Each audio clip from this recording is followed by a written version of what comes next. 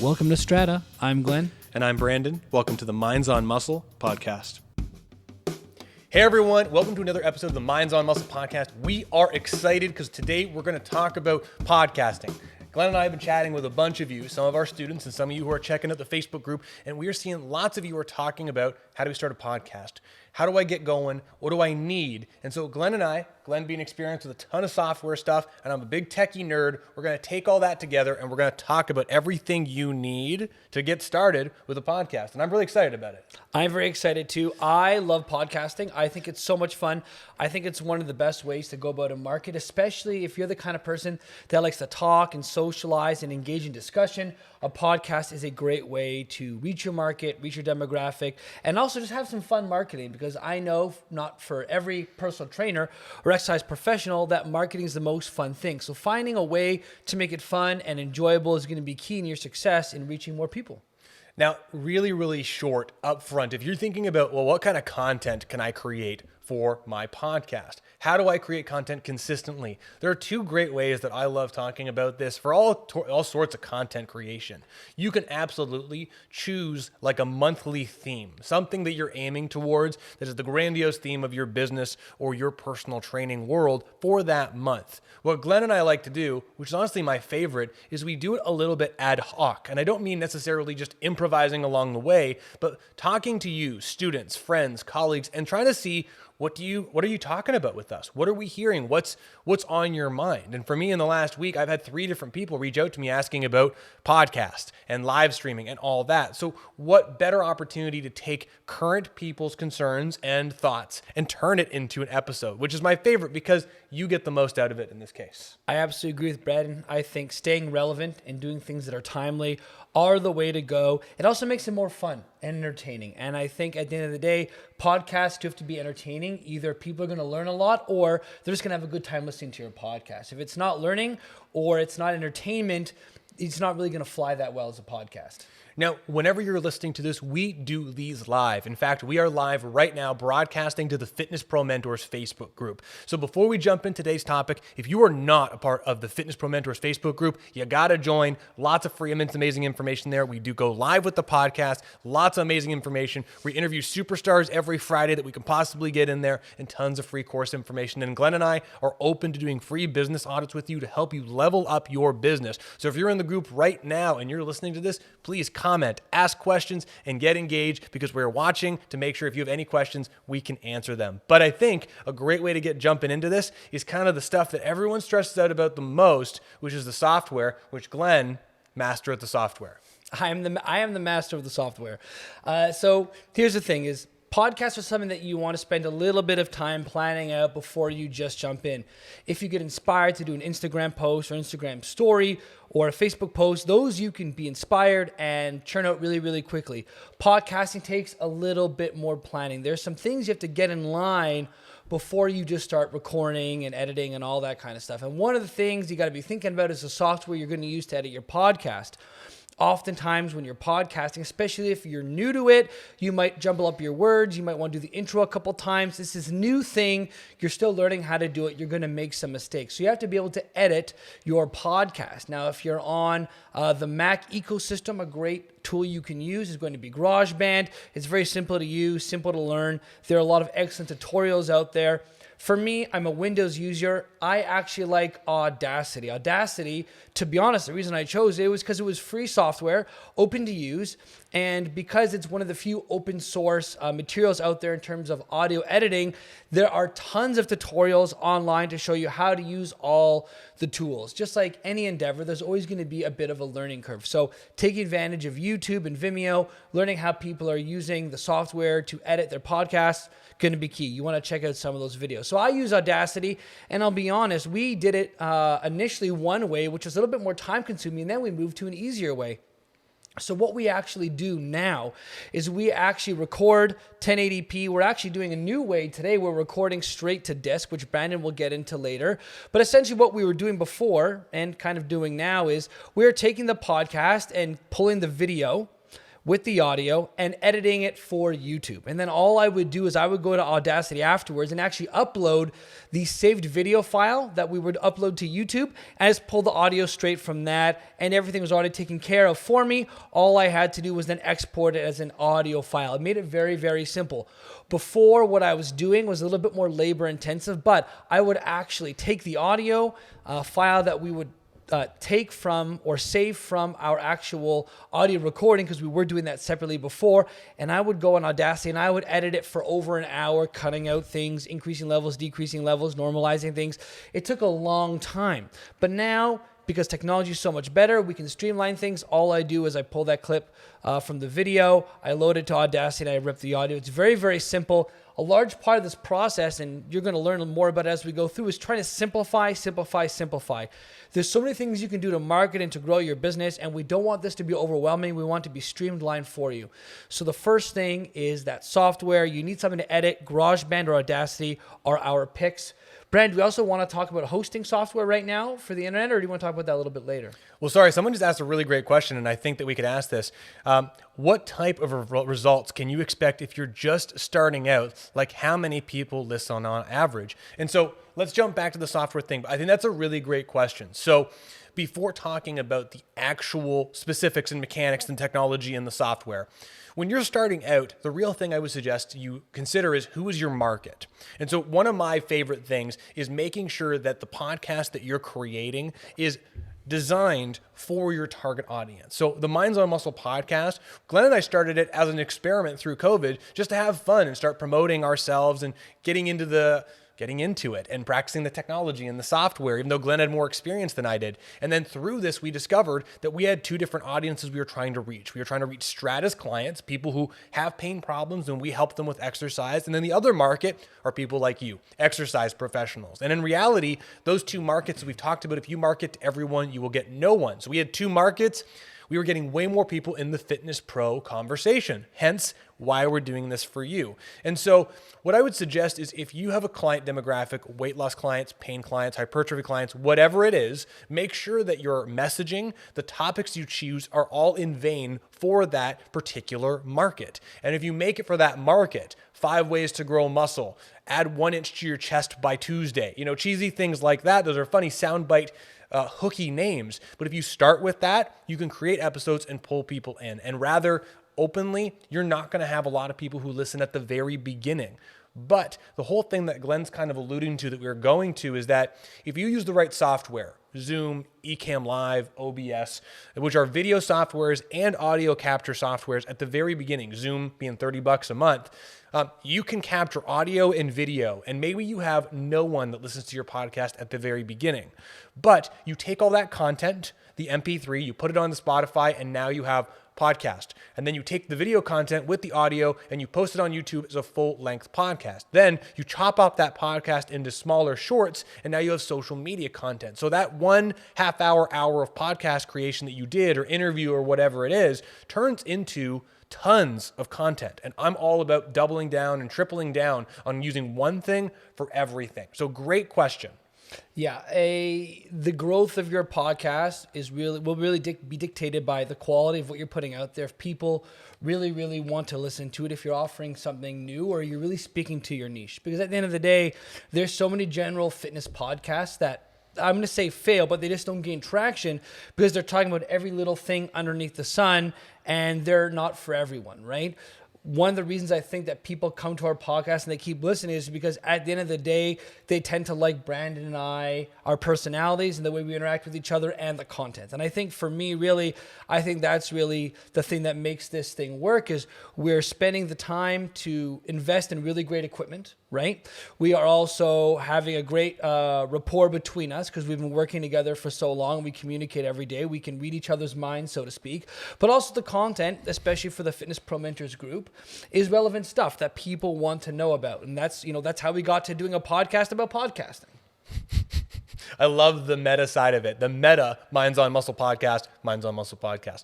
So, I mean, to give you a quick example, as Fitness Pro Mentors, our education business has grown. One of the things that I wanted to do, and I was trying to really connect with friends of mine, different leaders of different companies and educational companies, like you've seen. We've got Tom Purvis lined up for this Friday doing a thing talking about his business, Focus on Fitness and the Missing Link. And we've got Brad Thorpe the following week, which I'm excited about. All these people are stewards within their business. And so I wanted to interview them and chat with them about how they operate their business.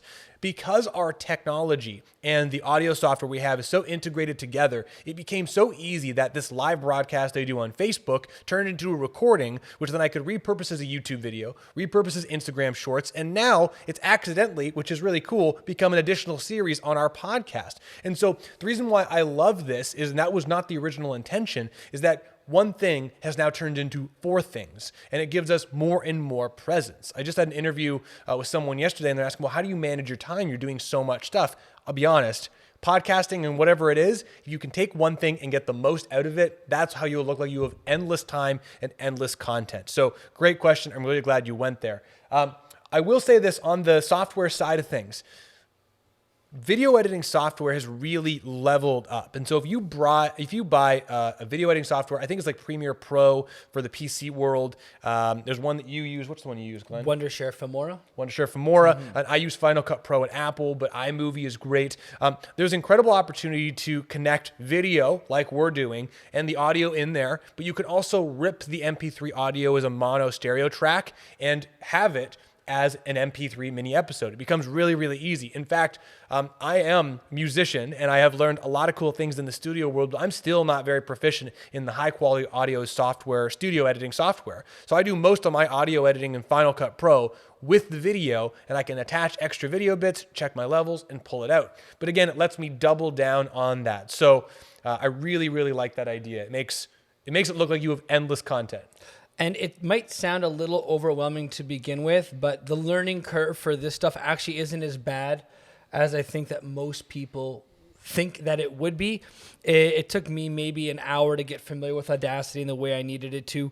Wondershare Filmora for the film editing software. It's pretty intuitive. I like Wondershare Filmora personally because it's more of like a mid-level editor. It's not necessarily made to edit movies like people use. What's the Adobe one called? Premiere Pro? Like, yeah, people, Premiere Pro, and the other one that you use, Final Cut Pro. These ones people actually edit professional movies on. Like, like these are high quality, high end things for people like myself who just need more basic edits and don't need to do a whole bunch of color changes and a lot of intensive stuff. Wondershare Filmora is a great price, and it's easy to pick up. And so for me, that's why I use Wondershare Filmora. I don't need all the little things. Brandon loves to get really dicey and to really play around with the small nuances. That's just not the way I do things. We both, at the end of the day, create pretty good content. We just have different softwares that I think help us in the ways that are unique to the way we want to create content. And I'll tell you what, we'll talk about why I get into the nuances in a second, because there's a reason for that. But once you have some form of editing your software and your audio, which again, I would recommend if anyone is just starting out, Zoom is an incredible way to get started. If you have that $30 per month Zoom account, you get 720p video, you get an MP3 audio recording when you record it to cloud, and you get the chat script if that's something you want to review. Super cheap, easy to get started. And in fact, about 80% of the Minds on Muscle podcast at this point, not now, but to this point, was done through Zoom, and the audio was collected through Zoom, and it was collected through a very inexpensive microphone option that we'll talk about in a minute that got the ball rolling to make sure that we had the longevity to keep this thing going, which I think is an important thing. You know, it's funny, I just invested into a new piece of hardware that we're going to talk about at the end of today for helping streamline our process, coming into the nuances. The funny thing is when I was looking online for a used version, I saw tons for sale. And the reason why is podcasting is one of those things that's just become popular, and everyone thinks, I'm going to start a podcast. It's going to be easy. And technically, recording audio and putting stuff out there is very simple. But having consistency, scheduling it, dialing it in, making sure that you're consistent with your product and you have the feet to make it last a year and or longer is really important. A good friend of mine, Seamus, has one of the drum industry's largest podcasts. And the whole thing for him was he wanted to get to 100 episodes. Because if you can make it past 100 episodes, you're good. And when he got to 100 episodes, he did this 8-hour-long episode, which was insane. And that's a story for another time. But make sure that you're investing in the things to make sure that you've got the feet to take it as far as you want. So start off inexpensive and then level up along the way. Joe Rogan has by far and away the most popular podcast worldwide. And I don't think he had any more than 30 or 40 listeners for the first 100, 150. But he got good at it. He started bringing on more and more heavyweights, right, in the world of comedy, and then eventually international people, which is international appeal. And slowly he built up. It was like the snowball effect. Like you roll the snowball a little bit in your first year, and it starts off small. But then once you get it rolling, it exponentially picks up more and more snow by the third, fifth, sixth rotation. That's kind of how things grow to begin with, right? So you have to stick it out for the first little bit.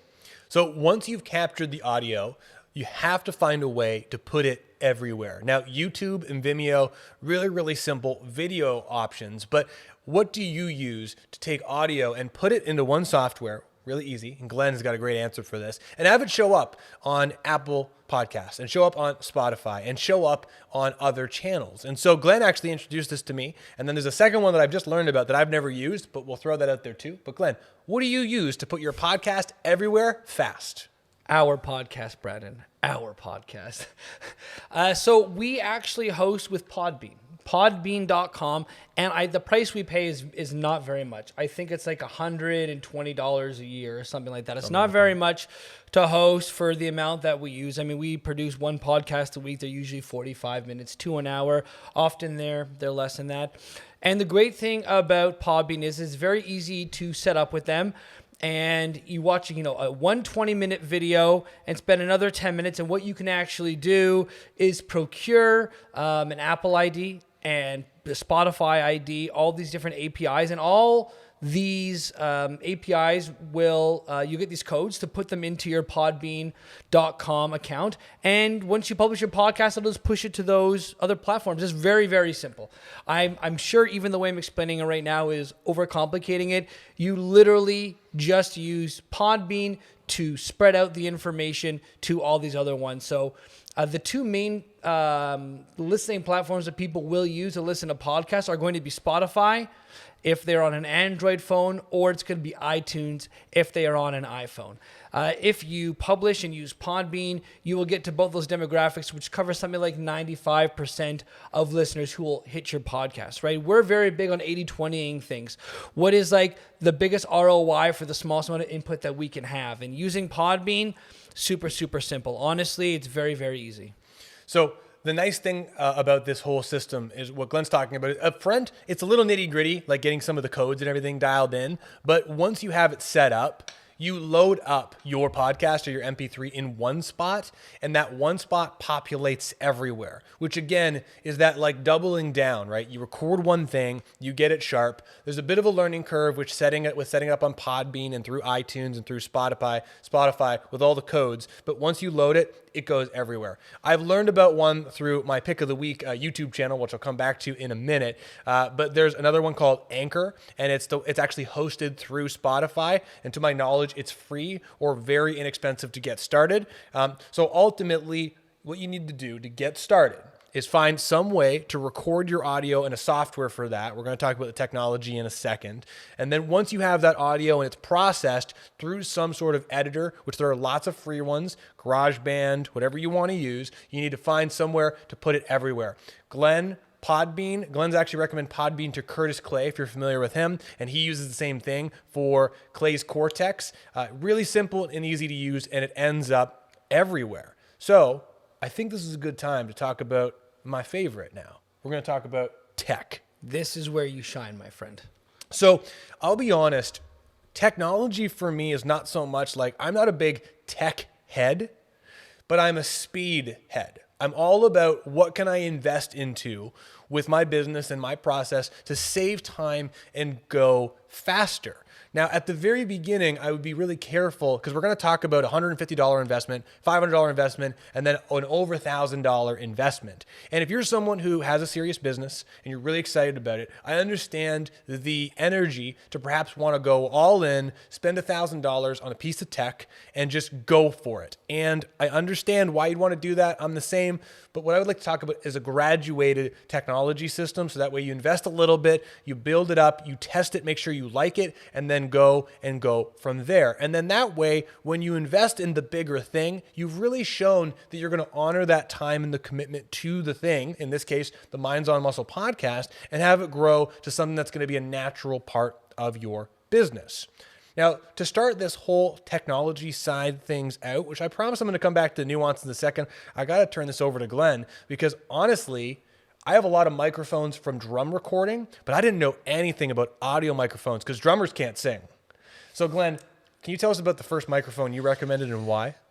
So here's the thing is it's funny to think about because I don't even know if I remember the name of the microphone that we used way back when. So I did the thing that Brandon said you shouldn't do to begin with, which is I went out and I bought I don't even remember what they're called right now. Dashboard? What do we call this thing here, Brandon? Mixer board. Mixer board. I went out and bought a mixer board. I purchased a couple XLR cables. I purchased a couple microphones. And I think the entire setup may have cost me $350. And the thing that made the biggest difference in that whole setup was actually just the microphone. So you would be surprised. The jump in quality from using a headset microphone from Apple to like, honestly, I bought, I think three microphones for $75. And then I spent like $5 on each XLR cable.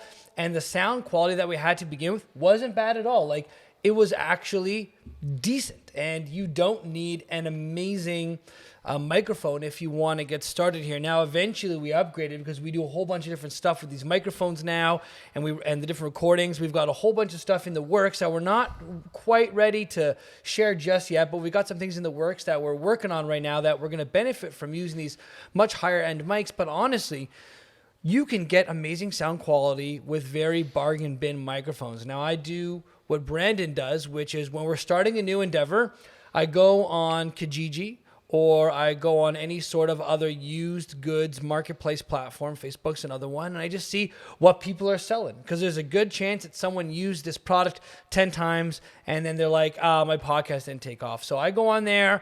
I bought $75 worth of microphones, a couple XLR cables, secondhand, a little audio mixer. And that was it. And we were off to the races. So I didn't mean to pick at Glenn by saying that, but tell you what, if you're interested in getting started in this entire tech world, the easiest thing, and this is another microphone that Glenn recommended to me, is I would suggest buying a USB microphone. Now, the microphones that we're using right now are not those, and they're the XLR style microphones we're going to talk about. But a USB microphone like the Blue Yeti, it's around $150 US, I think. And then Rode has a version that's even smaller than this, and I'm going to recommend the Rode one. I don't have it, but I'll tell you why in a second.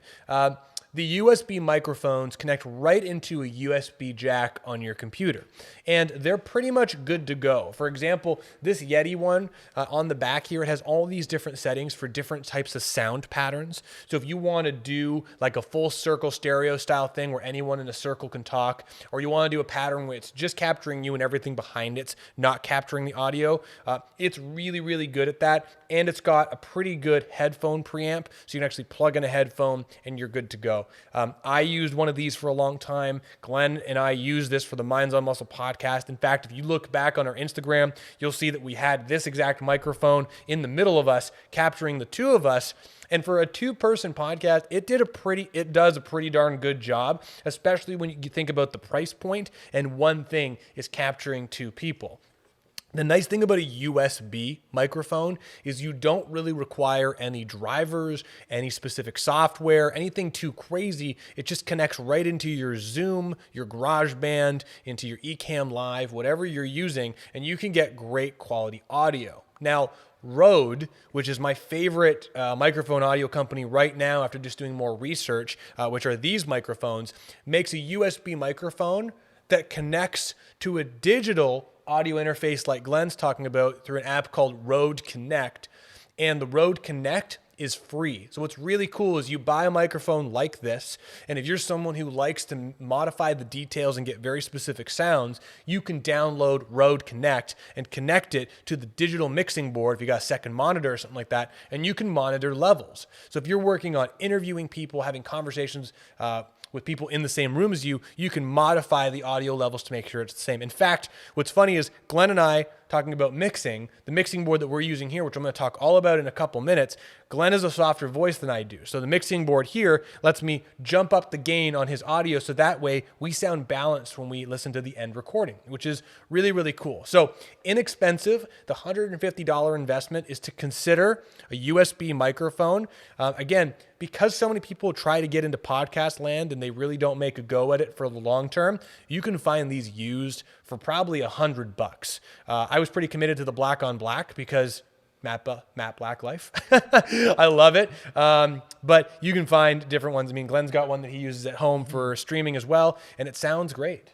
Yeah, as a sidebar, having a great microphone that you use even just on Zoom calls, if you're with clients or with friends and family, or if you're me, like you like to game a little bit, having a really good quality mic actually goes a long way. And it is one of those things that people do notice. So if you are working with clients virtually at all as well, or you do your consults online, or you do anything like that, you record from your computer. I use my Blue Yeti now. Still, when I do a whole bunch of stuff for Minds on Muscle and Strata and Fitness Pro Mentors and our Pain Free Muscle group. So I highly recommend these plug and play microphones. I think they go a really long way.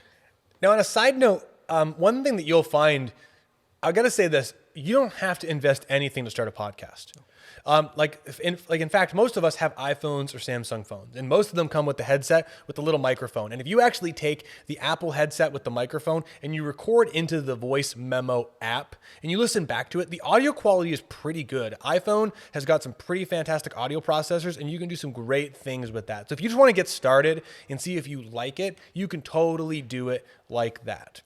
Now, taking the USB microphone, we're going to take it a step ahead to kind of like moderate pro level.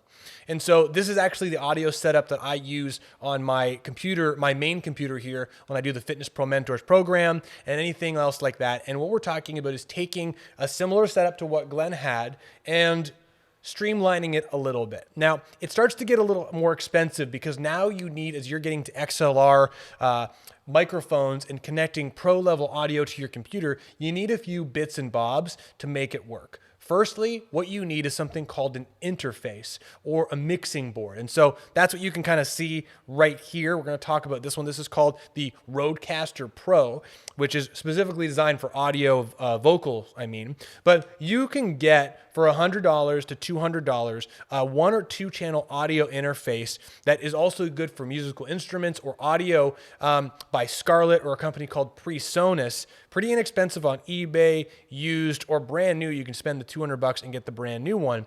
And they connect via USB-C to your computer, which is great because now that interface connects right into your computer. You might have to download a little software, but the system will prompt you.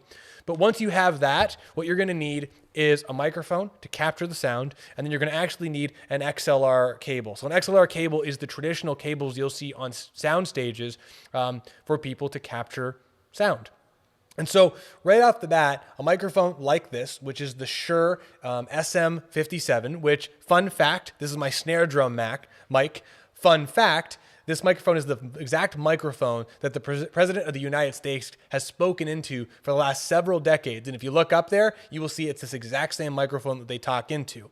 And so this microphone is a dynamic microphone, just like the microphones that Glenn and I are speaking into. And what that means is if you're looking on the camera, you'll see that the top of this microphone is flat, and same with these microphones. And so these microphones only capture sound on the flat side. And so if I take this microphone and I move around it and I keep talking at the same level, Glenn won't hear a difference. But when I get over to this side of it and then I come all the way back, you'll hear that the sound completely changes. And the reason why that happens is because it's focused forward.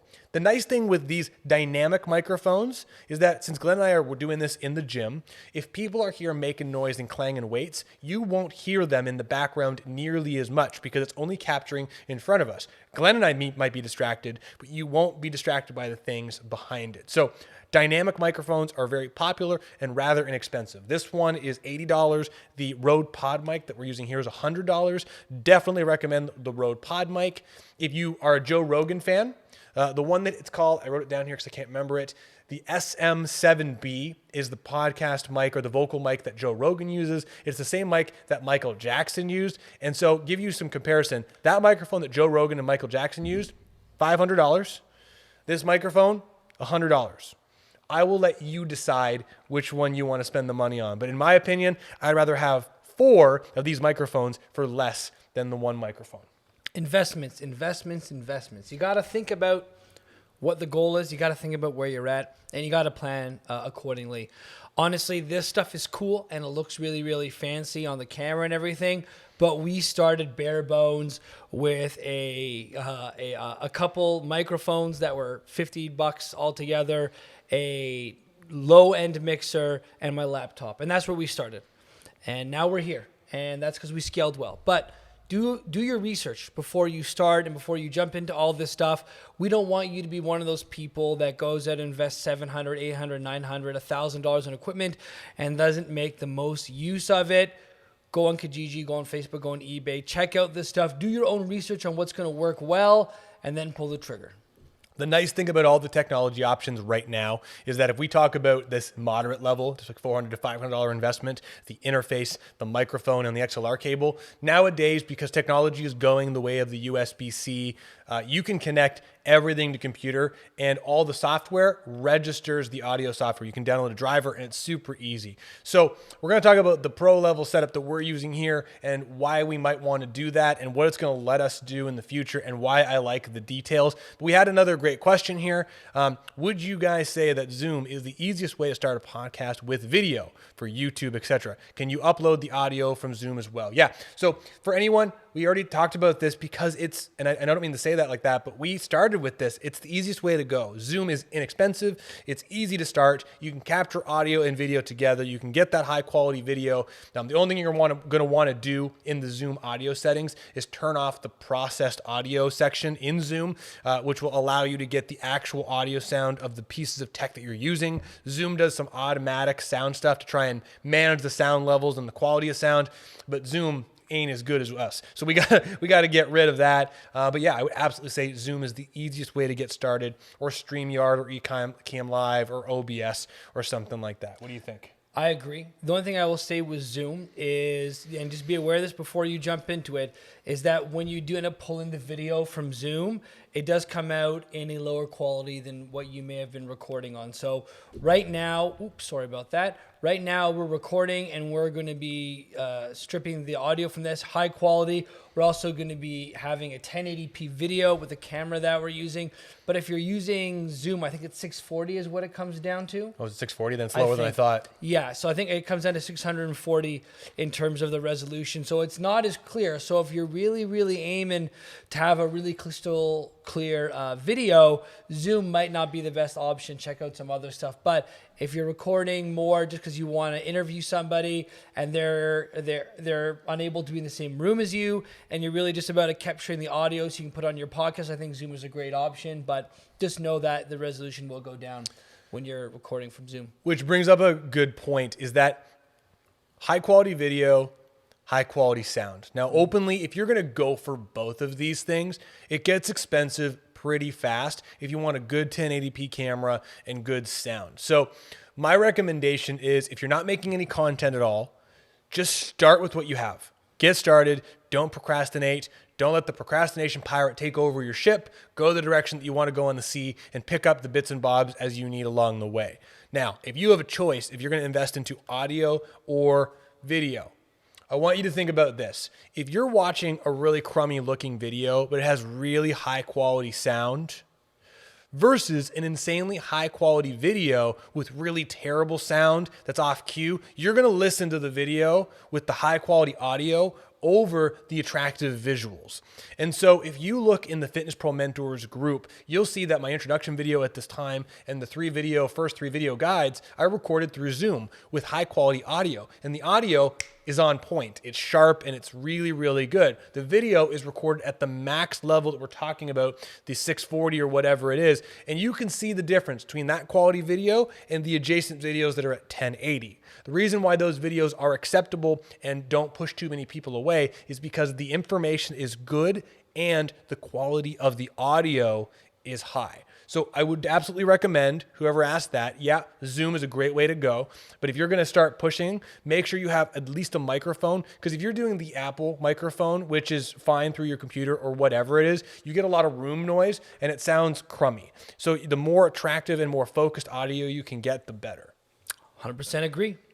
100% agree. So taking this tech to another level, one of the things that I was really happy that I had extra Visa points, and I took that and I purchased this thing called the Rodecaster Pro, which you can just see off frame here right now. Actually, I'll zoom out a little so anyone who's watching this later, you can see it a little bit more. So if you look here, this thing right here is an audio interface. And so what it is, it's a mixing board, very similar to what you would see in most studios if you've ever watched a TV show or a movie with studio software. But what it does is it does a bunch of different things. And so this piece of tech is about $500 US openly. It was definitely an investment for us, but it lets us do a lot of incredible things. First and foremost, it has 4 XLR audio channels, so it allows us to connect 4 audio mics. So when Strata is open and we can have more people come in, we can have a big interview powwow, which is really, really great.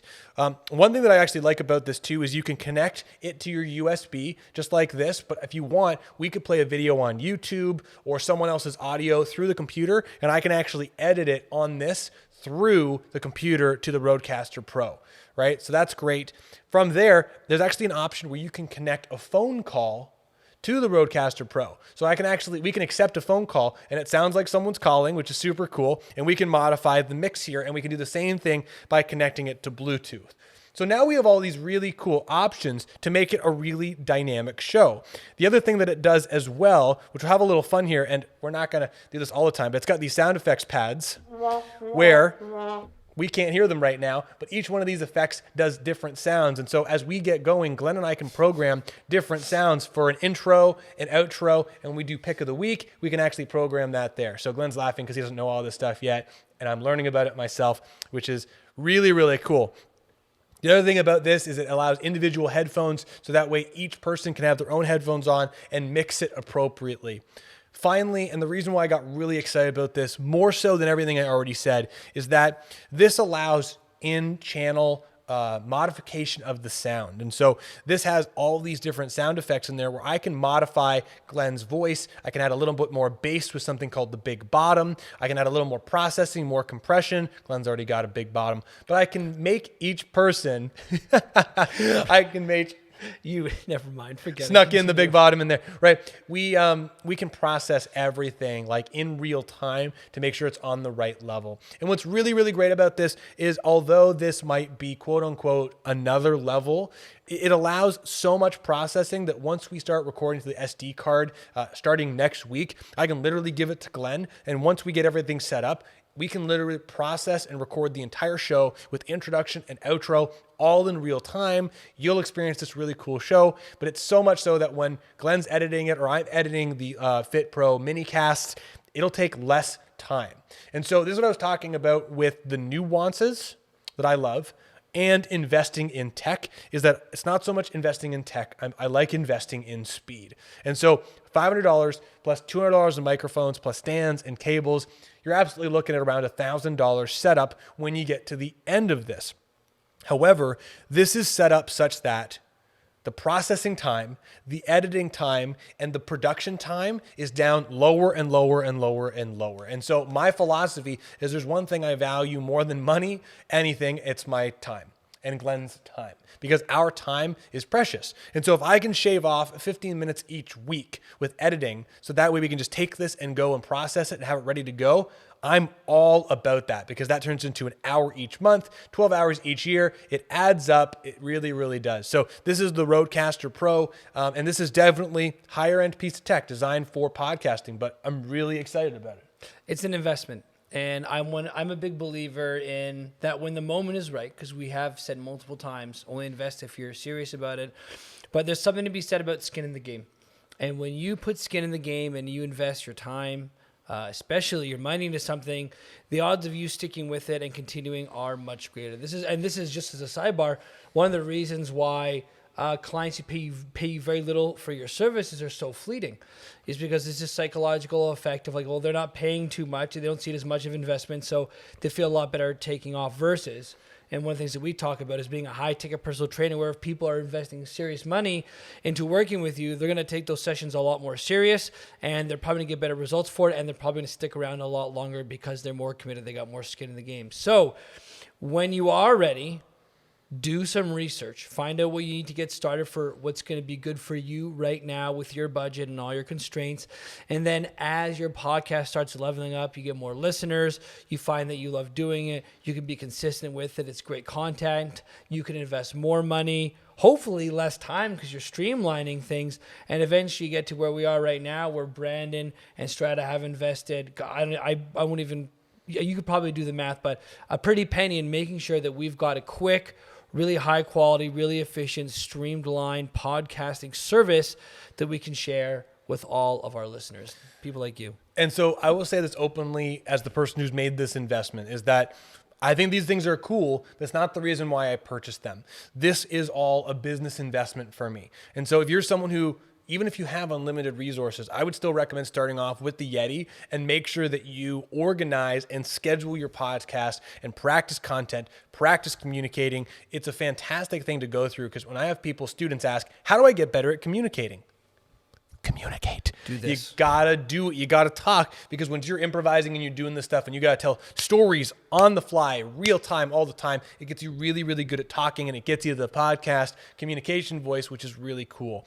For me, this is an investment in my time, Glenn's time, the Fitness Pro Mentors mentorship, the Fitness Pro Mentors minicast, a new series that we're starting with Strata. It's an investment into Strata. It allows us to do so much more stuff in real time. And we're really excited because there's some cool stuff that we're going to do with Strata with this whole setup, I should say, that's going to really let us level up our content and share more with more people, but invite other people into our world to get involved with the show. So I don't recommend you spend $1,000 on tech unless you have a means for it.